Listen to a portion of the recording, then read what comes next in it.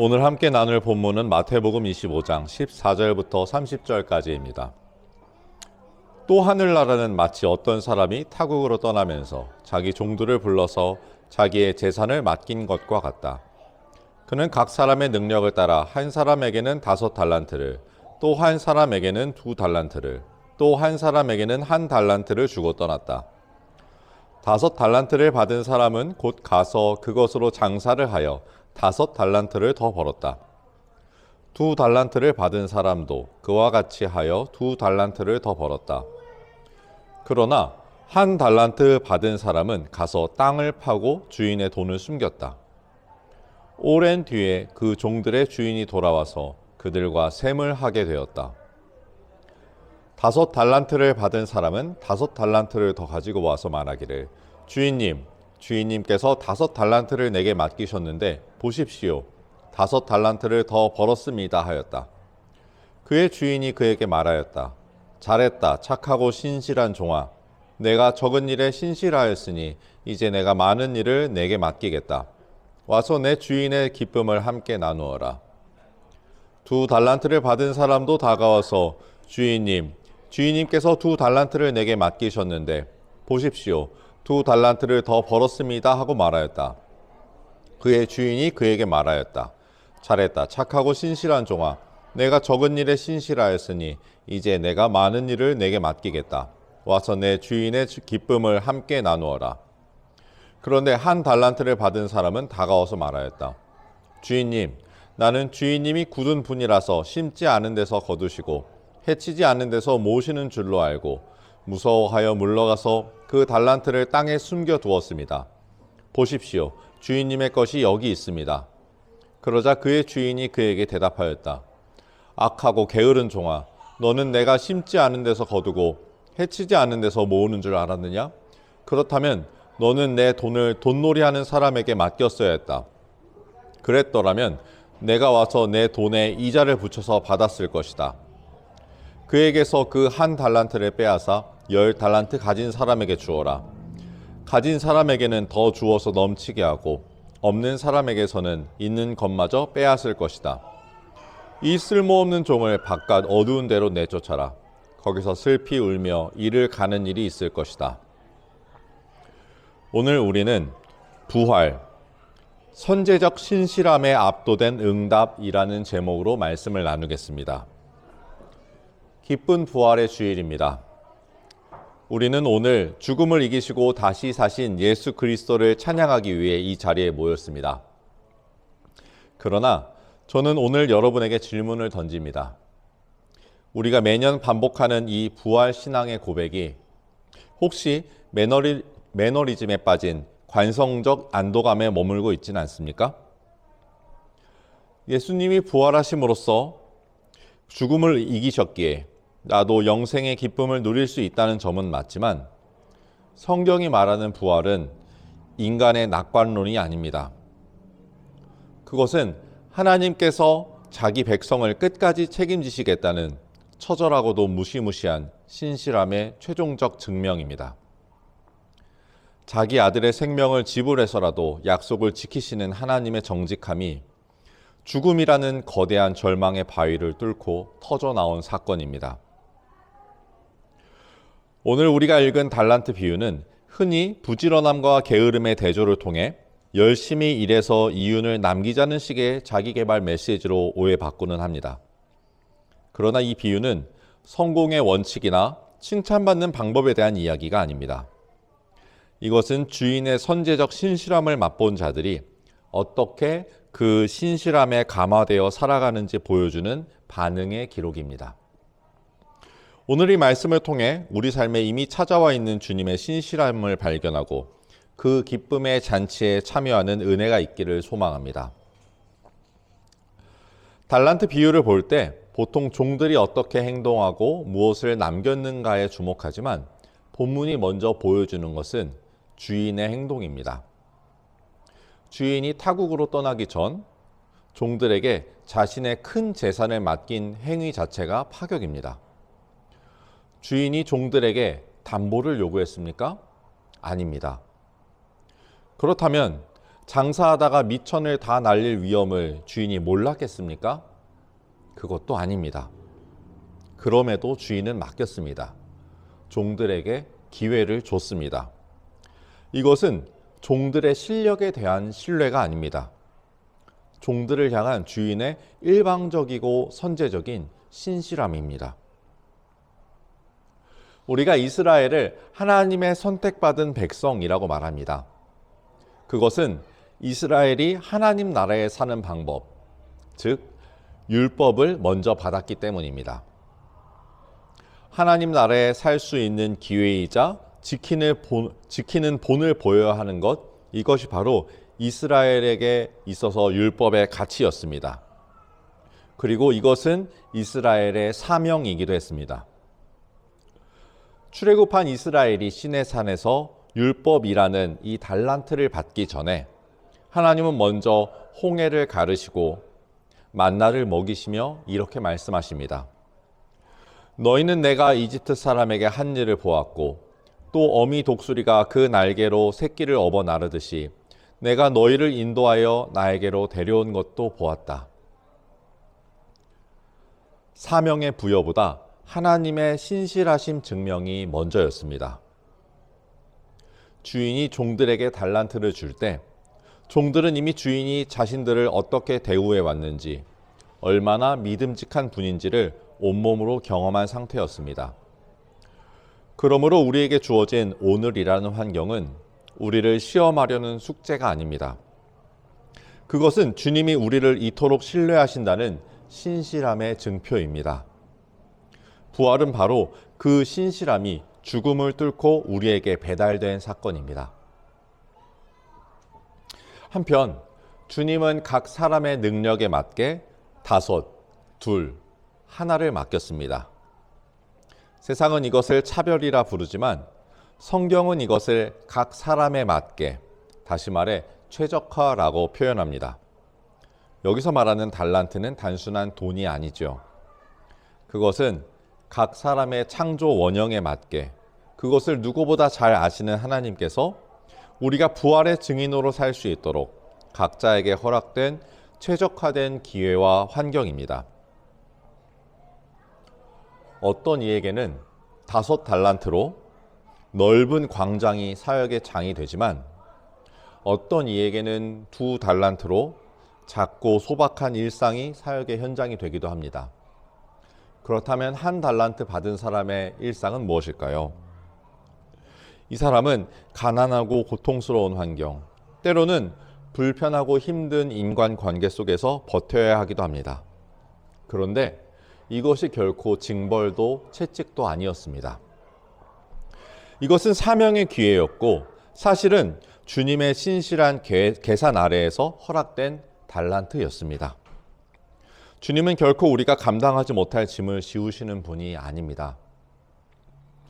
주님은 당신의 신실함을 담아 우리가 가장 나답게, 가장 아름답게 반응할 수 있는 최고의 환경을 맡기신 것입니다.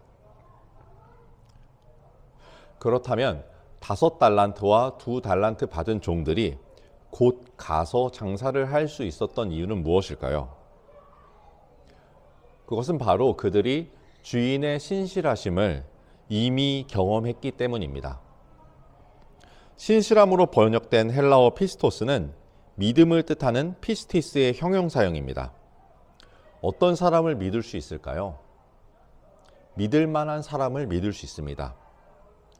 오늘 종들이 주인 앞에 신실했던 것은 자신의 의지에서 짜는 도덕적인 결단이 아닙니다. 그것은 주인의 신실함에 압도되어 나타난 전이 현상입니다. 트랜스페런스. 주인의 신실함이 종들에게도 전달된 것입니다. 종의 신실함은 주인의 신실함에 대한 보답이 아니라 감염 증상입니다. 주인의 신실함이라는 해일에 휩쓸려 종으로서의 자아가 죽고 주인의 마음, 신실함이 그 자리를 점령한 상태입니다.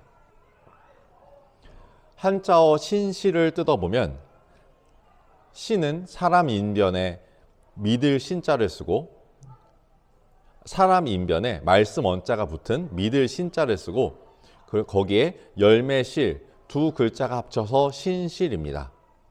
풀어보면 내면의 말씀을 품은 사람이 정직하게 삶의 열매를 맺어내는 것입니다. 주인의 말씀을 있는 그대로 듣고 주인이 나를 얼마나 신뢰하는지를 맛본 종들은 실패를 두려워하지 않습니다. 설령 장사를 하다가 망할지라도 주인이 나를 포기하지 않을 것임을 알고 있기 때문입니다. 부활은 이 신실함의 전의를 완성합니다.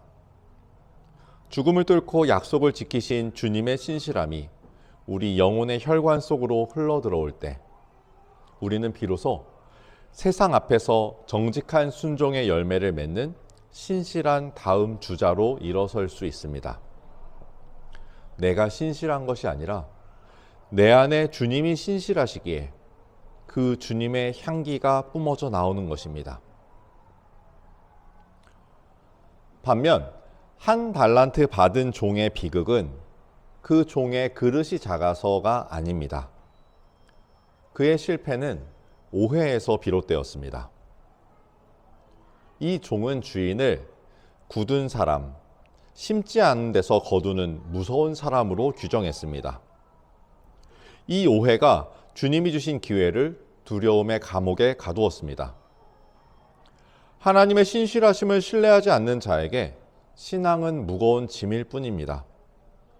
그는 부활의 기쁨을 누리는 대신 혹여나 실수할까 봐 실수를 두려워하며 달란트를 땅에 묻어버리는 관성적인 거룩을 택합니다. 주님은 이것을 악하고 게으르다라고 하셨습니다. 여기서의 게으름은 나태함을 말하는 것이 아니라 주님의 신실함을 알려고도 하지 않고 신뢰하지도 않은 영적 무관심을 뜻합니다. 그는 주인이 먼저 베푼 그 압도적인 신실함을 모독했습니다. 그렇다면 우리는 이 부활의 아침 어떻게 그분의 기쁨에 참여할 수 있겠습니까? 관성적 종교 생활을 멈추고 우리 삶의 현장에서 신실함의 열매를 맺기 위해 구체적인 걸음을 내딛어야 합니다. 우선 첫 번째, 내 삶의 이름표를 기회로 바꿔 다십시오. 그동안 우리를 힘들게 했던 그 환경들, 질병, 자녀의 문제, 경제의 문제, 이것들을 운이 나쁜 일이나 아니면 내 삶을 끌어당기는 저주와 수렁으로 보는 것이 아니라 주님께서 주님의 신실함을 담아서 우리에게 맡기신 달란트로 보아야 할 때입니다. 주님, 이 척박한 땅이 주님이 나를 믿고 맡기신 사역의 현장임을 믿습니다. 라고 고백하는 것. 그것이 맡기신 달란트로 장사를 시작하는 첫걸음입니다. 둘째, 우리는 결과가 아닌 정직한 과정의 열매를 맺어야 합니다. 주님은 수익률을 묻지 않으셨습니다.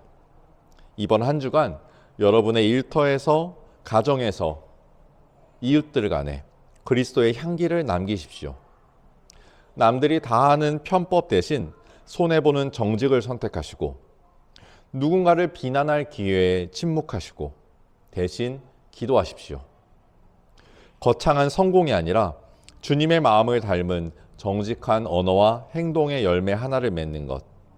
주님은 그것을 보고 신실하다고 칭찬하실 것입니다. 셋째, 오해의 흙을 파내고 주님의 신실함에 포개어지십시오. 하나님을 무서운 채권자로 오해하여 마음속 깊이 묻어두었던 소망과 재능을 다시 꺼내십시오. 고대 로마의 십자가 형벌은 두 가지 방식으로 이루어졌습니다. 첫 번째는 예수님처럼 십자가에 못 박혀 달리는 것이었고, 두 번째는 못 박혀 죽은 죄인의 시체 위에 포개어 묵는 것이었습니다. 그러면 이미 죽은 시체의 죽음이 산 죄수에게로 스며들어 더 빨리 죽었다고 합니다. 십자가에 달린 예수님께 나를 포개어 묶으십시오. 예수님의 죽으심이 내 안에 스며들어 내 고집과 두려움, 내 자아는 그 안에서 죽고 예수님의 부활도 내 안에 스며들어 예수님의 신실함을 품고 살아가십시오. 그리하여 내 안에 예수가 말씀하시게 여러분의 자아를 내어드리는 시간을 매일 아침 단 5분씩이라도 가지시기를 바랍니다. 성도 여러분, 부활은 관습적으로 달걀을 나누는 날이 아닙니다. 부활은 죽음을 뚫고 우리를 찾아오신 하나님의 신실함에 완전히 전염되는 날입니다. 사도 바울은 어찌나 잘 전염되었는지, 어찌나 예수 복음을 잘 전하고 다녔는지 대제사장에게 연병같이 전염시키고 다닌다는 극찬을 받았습니다. 5달란트 남긴 종의 삶은 그 자체로 우리 주인은 신실하신 분이시다라는 가장 강력한 설교였습니다. 우리의 신실함은 말로 하는 전도가 아니라 우리 삶을 점유하신 그리스도가 세상을 향해 던지는 가장 정직한 음성이 될 것입니다. 주님의 선제적 신실함에 완전히 압도된 채로 세상에 나아가십시오. 비록 우리 앞에 여전히 대적자와 장애물들이 있을지라도 우리를 독수리 날개로 업어 나르시는 그분의 신실함이 우리를 승리하게 하실 것입니다. 주님이 준비하신 그 거대한 기쁨의 잔치가 이미 시작되었습니다. 그리스도께서 부활하셨습니다. 아멘. 기도하겠습니다.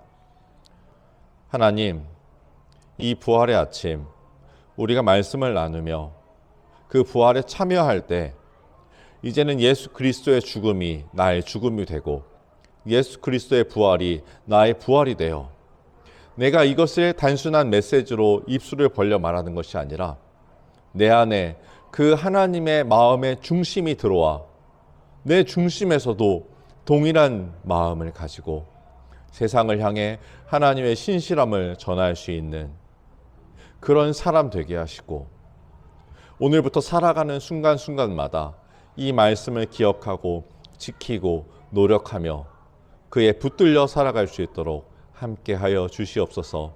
살아계신 예수님의 이름으로 기도합니다.